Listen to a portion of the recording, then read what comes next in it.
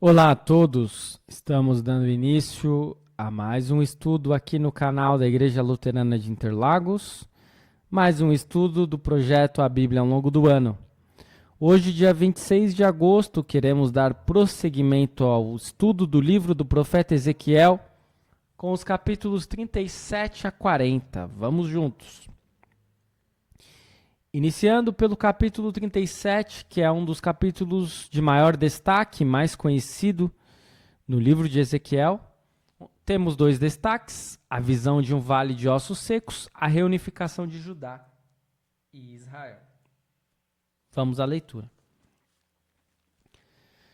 A leitura será feita na Nova Almeida Atualizada e diz assim: Veio sobre mim a mão do Senhor, e ele me levou pelo Espírito do Senhor e me deixou no meio de um vale que estava cheio de ossos. Ele me fez andar ao redor deles, e eu pude ver que eram muito numerosos na superfície do vale e estavam sequíssimos. Então me perguntou: Filho do homem, será que estes ossos podem reviver? Respondi: Senhor Deus, tu o sabes. Então ele me disse: profetize para estes ossos e diga-lhes: ossos secos, ouçam a palavra do Senhor. Assim diz o Senhor Deus a estes ossos: eis que farei entrar em vocês o Espírito e vocês viverão. Porei tendões sobre vocês, farei crescer carne sobre vocês e os cobrirei de pele. Porei em vocês o Espírito e vocês viverão. Então vocês saberão que eu sou o Senhor. Então profetizei como me havia sido ordenado. Enquanto eu profetizava, houve um ruído, um barulho de ossos que batiam contra ossos e se ajuntavam, cada osso ao seu osso. Olhei e eis que apareceram tendões sobre os ossos, cresceram as carnes e eles se cobriram de pele, mas não havia neles o Espírito. Então ele me disse: profetize ao Espírito, profetize, filho do homem. E diga ao Espírito: assim diz o Senhor Deus: venha dos quatro ventos, ó Espírito, e sopre sobre estes mortos, para que vivam. Profetizei como ele me havia ordenado, e o Espírito entrou neles, e eles viveram e se puseram em pé. Formavam um exército, um enorme exército. Então ele me disse: filho do homem, esses ossos são toda a casa de Israel. Eis que dizem: os nossos ossos estão secos, perdemos a nossa esperança, fomos exterminados. Portanto, profetize e diga-lhes: assim diz o Senhor Deus: eis que abrirei as sepulturas de vocês e os farei sair delas, ó povo meu, e os levarei de volta à terra de Israel. Vocês saberão que eu sou o Senhor quando eu abrir as sepulturas de vocês e os fizer sair delas, ó povo meu. Porei em vocês o meu espírito e vocês viverão. Eu os estabelecerei na sua própria terra e vocês saberão que eu sou o Senhor. Eu falei e eu o cumprirei, diz o Senhor. A palavra do Senhor veio a mim dizendo: filho do homem, pegue um pedaço de madeira e escreva nele o seguinte: de Judá e dos filhos de Israel, seus companheiros. Depois pegue outro pedaço de madeira e escreva nele: de José, pedaço de madeira de Efraim, de toda a casa de Israel, seus companheiros. Junte os pedaços de madeira um ao outro, faça deles um só pedaço, para que se tornem apenas um na sua mão. Quando os filhos do seu povo perguntarem: você não vai nos explicar o que significa isso? Responda: assim diz o Senhor Deus: eis que eu pegarei o pedaço de madeira de José, que está na mão de Efraim, e das tribos de Israel, suas companheiras, e o ajuntarei ao pedaço de Judá, e farei deles um só pedaço, e se tornarão apenas um na minha mão. Os pedaços de madeira em que você escreveu devem ficar na sua mão para que o povo os veja. Então diga-lhes: assim diz o Senhor Deus: eis que eu tirarei os filhos de Israel do meio das nações para onde eles foram, e os congregarei de todos os lugares ao redor, e os levarei para a sua própria terra. Farei deles uma só nação na terra, nos montes de Israel, e um só rei será rei de todos eles. Nunca mais serão duas nações, nunca mais se dividirão em dois reinos. Nunca mais se contaminarão com seus ídolos, nem com as suas abominações, nem com qualquer das suas transgressões. Eu os livrarei de todas as suas apostasias em que pecaram, e os purificarei. Assim eles serão o meu povo e eu serei o seu Deus. O meu servo Davi reinará sobre eles, e todos eles terão um só pastor. Andarão nos meus juízos, guardarão os meus estatutos e os observarão. Habitarão na terra que dei ao meu servo Jacó, na qual os pais de vocês habitaram.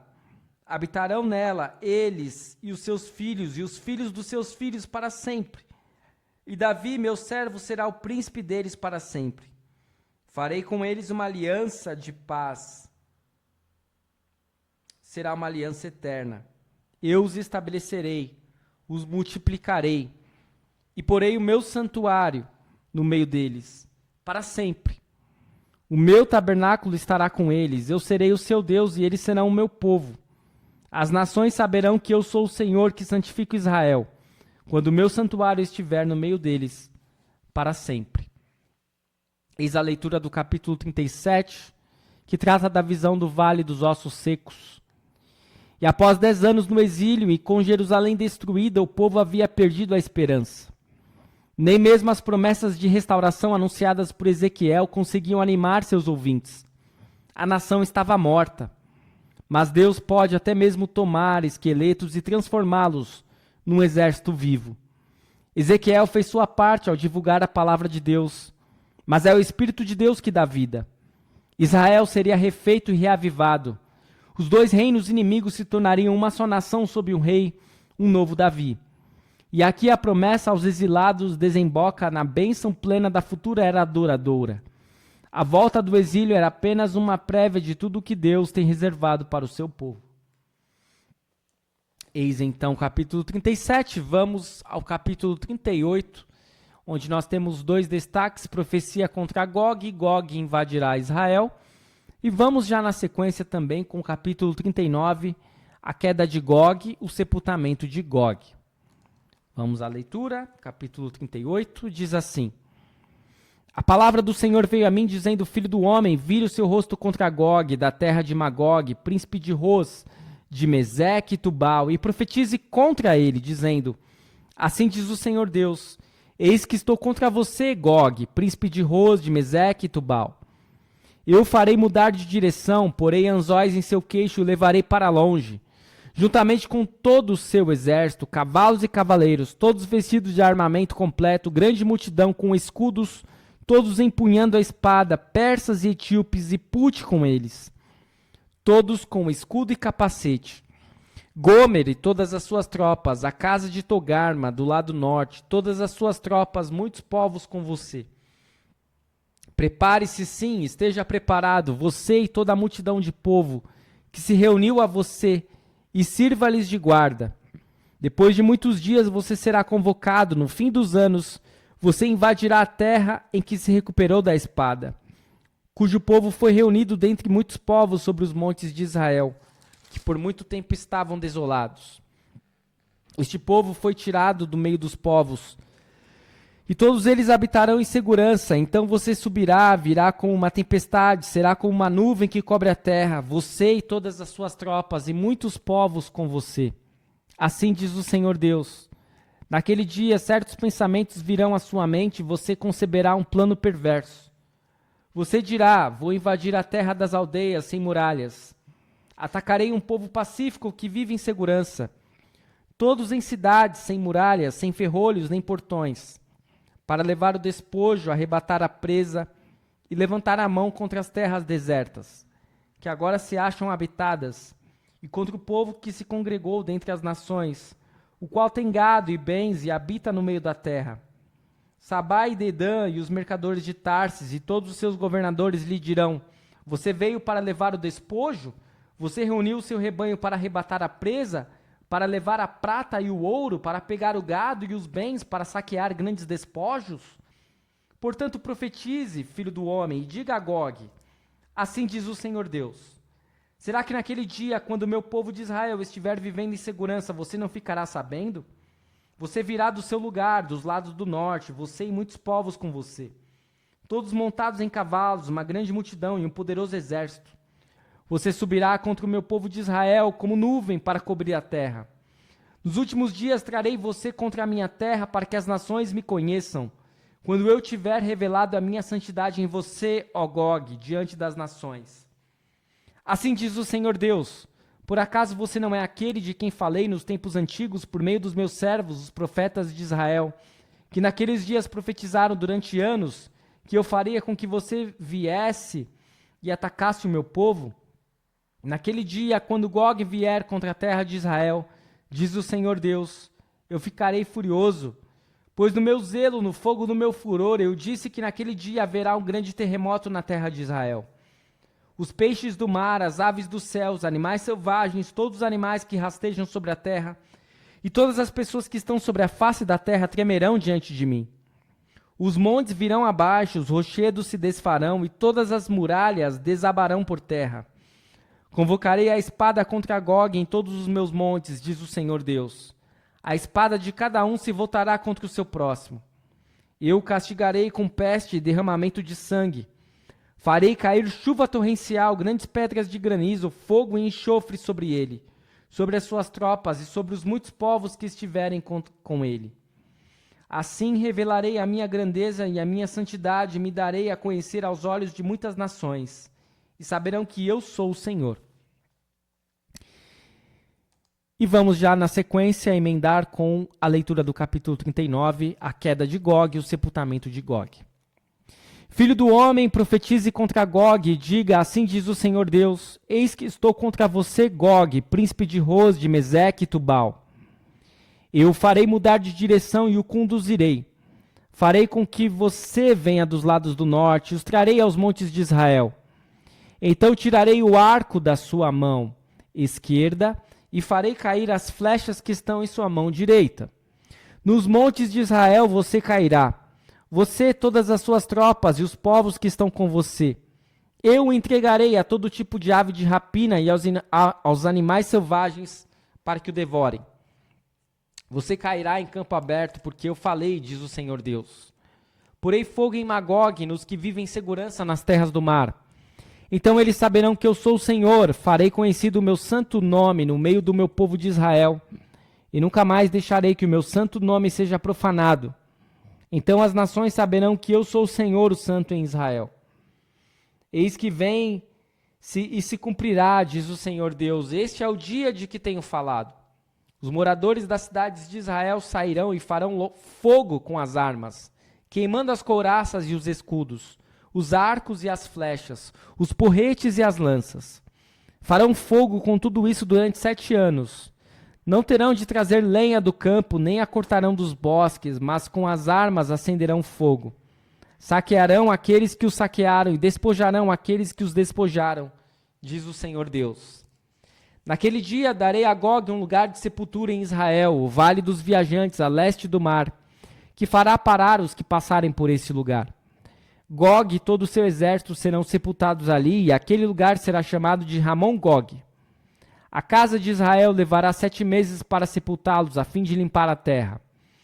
Sim, todo o povo da terra o sepultará, e o dia em que eu for glorificado será para ele um dia memorável, diz o Senhor Deus. Serão separados homens que sem cessar percorrerão a terra para sepultar os que tenham ficado nela, para limpar. Depois de 7 meses iniciarão a busca. Ao percorrerem a terra, se um deles encontrar um osso humano, porá ao lado um sinal, até que os coveiros o sepultem no vale do exército de Gog. Também haverá uma cidade com o nome de Ramoná, assim limparão a terra. Lembrando que Ramoná significa o exército de Gog, o exército dele. Filho do homem, assim diz o Senhor Deus, diga às aves de todas essa espécie, de toda espécie e a todos os animais selvagens, reúnam-se e venham. Venham de toda parte para o sacrifício que eu estou oferecendo por vocês. Um grande sacrifício nos montes de Israel. Vocês comerão carne e beberão sangue. Comerão a carne dos poderosos e beberão o sangue dos príncipes da terra. Os carneiros e cordeiros, os bodes e novilhos, todos engordados em Baçã. Vocês comerão gordura até se fartarem, beberão sangue até ficarem embriagados no sacrifício que oferecerei por vocês. À minha mesa vocês se fartarão de cavalos, de cavaleiros, de valentes, de todos os homens de guerra, diz o Senhor Deus. Manifestarei a minha glória entre as nações, e todas as nações verão o meu juízo que eu tiver executado. e a minha mão que eu tiver posto sobre elas. Desse dia em diante a casa de Israel saberá que eu sou o Senhor seu Deus. As nações saberão que a casa de Israel foi levada para o exílio por causa da sua iniquidade, porque foram infiéis a mim. Assim escondi deles o meu rosto e os entreguei nas mãos dos seus adversários, e todos eles caíram à espada. Eu os tratei de acordo com a sua impureza e as suas transgressões, e escondi deles o meu rosto. Portanto, assim diz o Senhor Deus: agora restaurarei a sorte de Jacó e me compadecerei de toda a casa de Israel. Terei zelo pelo meu santo nome. Quando eles habitarem seguros na sua terra, sem haver quem os atemorize, esquecerão a sua vergonha e toda a infidelidade com que se rebelaram contra mim. Quando eu tornar a trazê-los do meio dos povos e os houver ajuntado das terras de seus inimigos, revelarei neles a minha santidade diante de muitas nações. Saberão que eu sou o Senhor, seu Deus, quando virem que eu o enviei para o cativeiro entre as nações, e os tornei a ajuntar para voltarem à sua terra, e que não deixarei que nenhum deles fique no exílio. Nunca mais esconderei deles o meu rosto, pois derramarei o meu espírito sobre a casa de Israel, diz o Senhor Deus. Eis a leitura dos capítulos 38 e 39, que tratam a respeito de profecia contra Gog. Magog, Meseque, Tubal e Gomer eram todos filhos de Jafé, filho de Noé, e deram seus nomes a povos indo-europeus que viviam na região do Mar Negro ou do Cáucaso, no extremo norte do mundo conhecido de então. Ezequiel prevê uma invasão dessas tribos bárbaras do norte, lideradas por uma figura não identificada que se chama Gog, e que pode personificar as forças cósmicas do mal, aliando-se a exércitos de longe e de perto, Pérsia, Sudão e norte da África. Ele lutará contra o povo do Senhor, e Deus demonstrará seu poder diante de todos, derrotando sozinho todas as forças do mal e destruindo-as de uma vez por todas. Gog é responsável pelo plano, mas a mão do Senhor está sempre no controle. O capítulo 39 repete e amplia o 38. O exército de Gog era tão grande que as armas recolhidas permitirão aos israelitas fazer fogo por 7 anos. E a carnificina é tão grande que levará 7 meses para limpar a terra. Para os judeus, o número 7 simbolizava a perfeição e a totalidade. O juízo divino é algo terrível e Ezequiel descreve com imagens horripilantes. O fato de estes capítulos precederem imediatamente a visão que Ezequiel teve de um novo templo no qual Deus habita com seu povo ajuda a entender por que João, no Apocalipse, escolheu Gog e Magog para representar todos os inimigos de Deus na última grande batalha, instigada por Satanás no fim dos tempos. Esse é o estudo do capítulo 39. Vamos ao último capítulo de hoje, o capítulo 40, que traz a visão do templo. É um capítulo mais extenso. E aqui começa também uma nova sessão, uma última sessão no livro de Ezequiel, que vai trazer essa visão do templo dos capítulos 40 a 48. Vamos à leitura do capítulo 40. No 25º ano do nosso exílio, no princípio do ano, no 10º dia do mês, 14 anos após a queda da cidade de Jerusalém, nesse mesmo dia veio sobre mim a mão do Senhor e ele me levou para lá. Em visões, Deus me levou à terra de Israel e me pôs sobre um monte muito alto, sobre o qual havia uma estrutura de cidade para o lado sul. Ele me levou para lá e eu vi um homem cuja aparência era como a do bronze. Estava em pé junto ao portão e tinha na mão um cordel de linho e uma cana de medir. O homem me disse: Filho do homem, veja com os próprios olhos, ouça com os próprios ouvidos e preste atenção em tudo o que eu lhe mostrar, porque para isso você foi trazido aqui. Anuncie à casa de Israel tudo o que você está vendo. Vi uma muralha externa que rodeava todo o templo e na mão do homem uma cana de medir que tinha 3 metros de comprimento. Ele mediu a largura da muralha e deu 3 metros, mediu a altura e deu 3 metros. Então veio ao portão que dava para o leste e subiu pelos seus degraus. Mediu o limiar do portão e deu 3 metros de largura. Cada câmara lateral tinha 3 metros de comprimento e 3 metros de largura. O espaço entre uma e outra câmara era de 2,5 metros.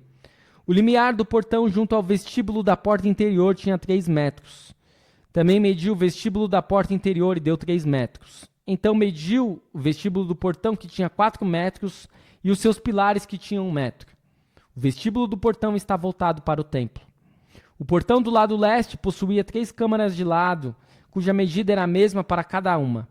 Também os pilares de cada lado tinham a mesma medida. Em seguida, ele me pediu a largura da entrada do portão, que era de 5 metros. A profundidade da entrada era de 6,5 metros. E diante de cada uma das câmaras havia uma mureta que tinha 0,5 metro de espessura. Cada câmara tinha 3 metros de cada lado. Então ele mediu o portão desde a extremidade do teto de uma câmara até a da outra e deu 12,5 metros. As portas das câmaras ficavam uma diante da outra. Mediu a distância até os pilares e deu 30 metros, e o átrio se estendia até os pilares ao redor da porta. Desde a dianteira do portão da entrada até a dianteira do vestíbulo da porta interior, a distância era de 25 metros.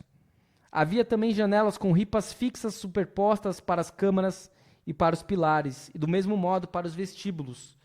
As janelas ficavam ao redor pela parte de dentro, e nos pilares havia palmeiras esculpidas.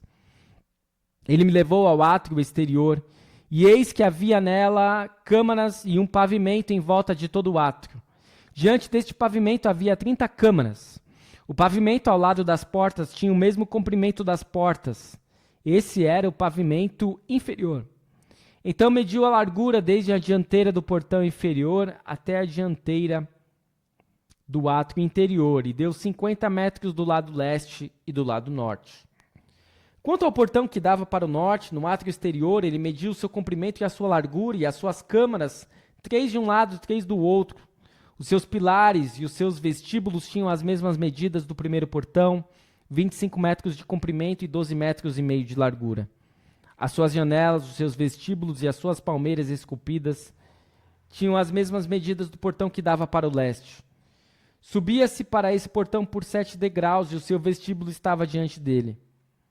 Este portão do átrio interior estava diante do portão do norte, como no caso do portão do leste.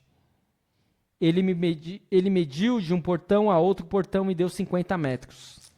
Então ele me levou para o lado sul, e eis que havia ali um portão que dava para o sul, e ele mediu os seus pilares e os seus vestíbulos, que tinham as mesmas dimensões dos outros. Havia também janelas ao redor dos seus vestíbulos, como as outras janelas. O comprimento era de 25 metros e a largura de 12,5 metros. Havia uma escada de 7 degraus, e o seu vestíbulo estava diante dela. E tinha palmeiras esculpidas nos pilares, tanto de um lado como do outro.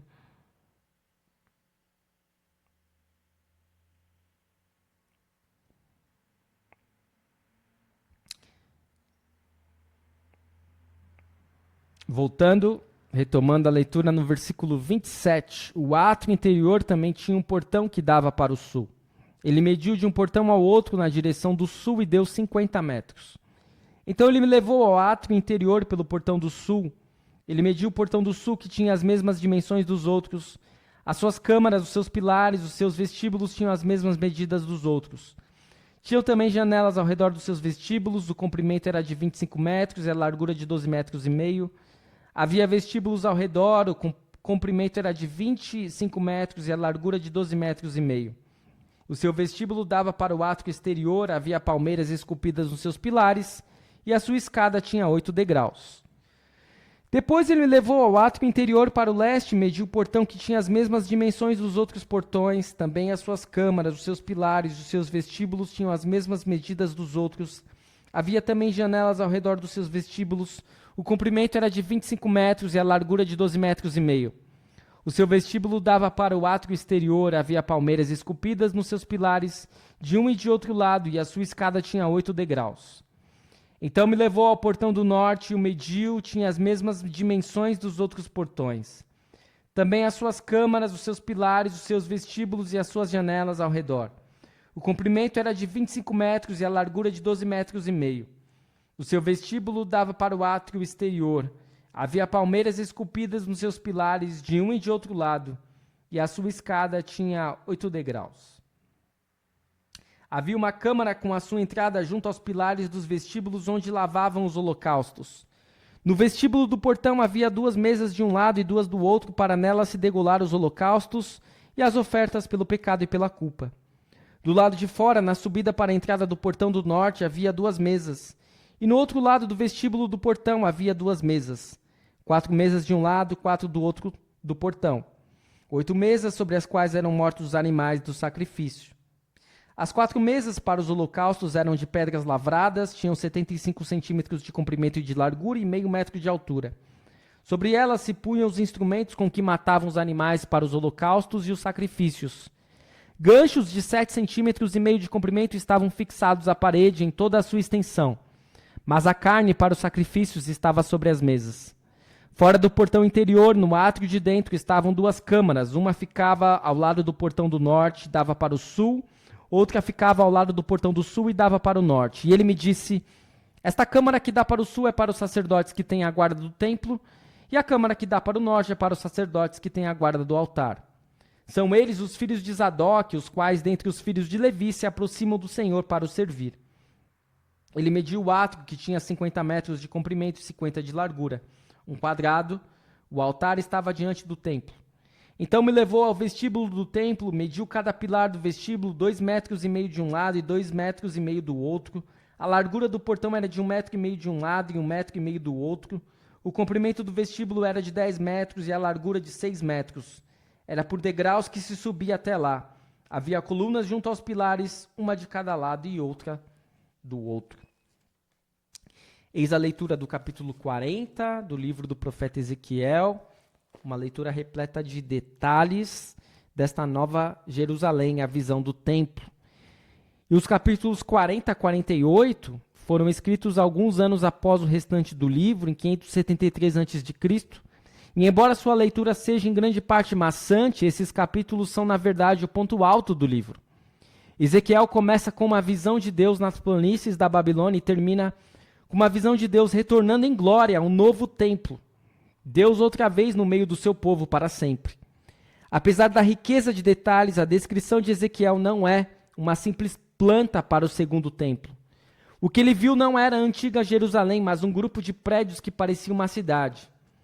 É verdade que o novo templo reproduz em grande parte o modelo do templo de Salomão e se destinava ao oferecimento de sacrifícios. Mas quando Deus retorna em toda a sua glória para viver para sempre num templo e com o sacerdócio e povo purificados do mal. Eis o estudo de hoje, vamos à retomada dos ensinamentos, começando pelo capítulo 37, com o comentário da Bíblia da Reforma.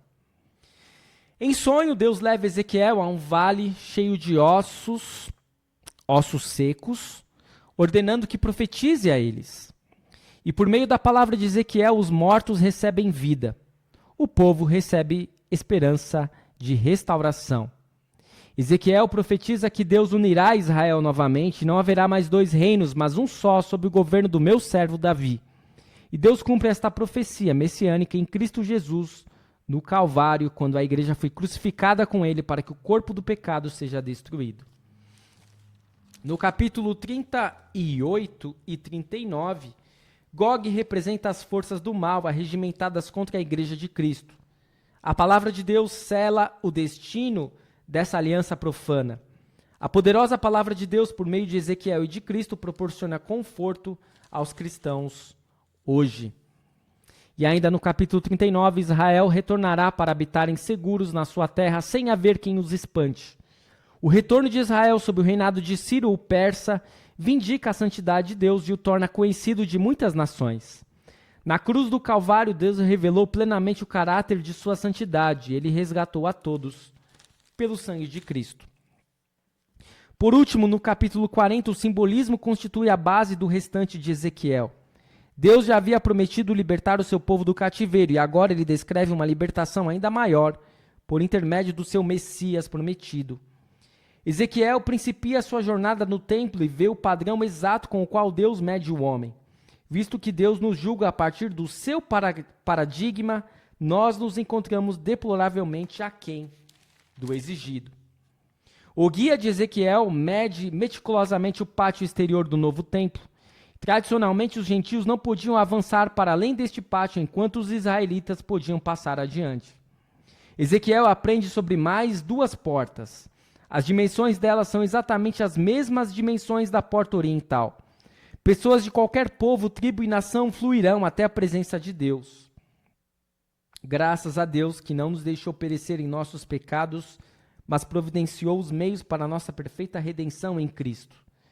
No pátio interno, Ezequiel viu as 12 mesas usadas na preparação das ofertas queimadas, das ofertas pelo pecado e das ofertas de culpa perante o Senhor.